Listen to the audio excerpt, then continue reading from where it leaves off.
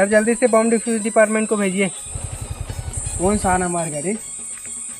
आखिर आंखें फूट गए रे। कहाँ है पुलिस का है? अरे यार इधर घर में कोने टाइम बम रख दिया। Time bomb? हाँ अरे यार ये तो बहुत सीरियस बात हो गई। चिंता करे बात नहीं है, हम लोग बम डिफ्यूज करे ला आते। चल बे ज्यादा फेंक मत। या 5 साल विदेश ले पढ़ के आते नहीं पुर अभी तो पढ़ हिल के रही हूँ। जानते तो ये कर दे। हाँ सर हाँ सर मैं बम डिफ्यूज कर रहा हूँ, काम बोला आज। नहीं भैया हम रिस्क नहीं ले सकते। अरे सर आप मैंने एक बार मुझे भरोसा तो करो, अगर कुछ भी हुई ना तो मुझे रिस्क है। चल ठीक है। ये देखिए बाबू। ठीक है सर, आप मन बाहर जाओ, मैं कर रहा हूँ।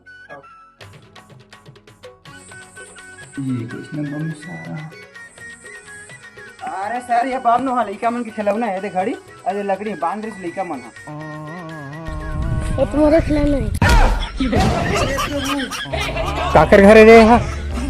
ये तो मोरे घर है साहब। सारा पुलिस के टाइम पर बात कर सकता है।